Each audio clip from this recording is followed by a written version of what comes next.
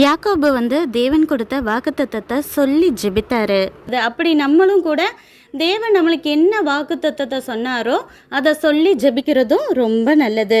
அன்னை ஏசாவை கூல் பண்ணுறதுக்காக கிஃப்ட் அனுப்பி வைக்கிறாரு.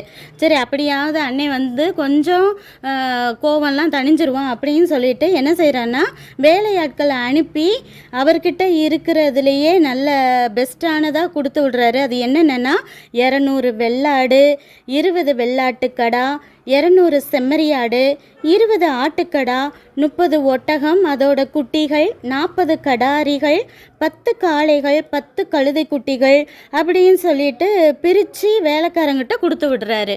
அவர் கிஃப்டாக கொடுத்ததே இவ்வளோன்னா அப்போ அவருக்கு சொந்தமாக எவ்வளோ இருந்திருக்கும் அப்படின்னு பாருங்கள். அப்போ தேவன் எந்த அளவுக்கு யாக்கோபை ஆசீர்வதித்து எல்லாருமா சேர்ந்து வர்றதுக்கு கிருபை செஞ்சுருக்கிறாரு. தன்னுடைய மனைவி பிள்ளைகள் எல்லாம் ஒரு இடத்துல ரெஸ்ட் எடுக்க சொல்லிட்டு யாக்கோபு மட்டும் தனியாக இருக்கிறாரு.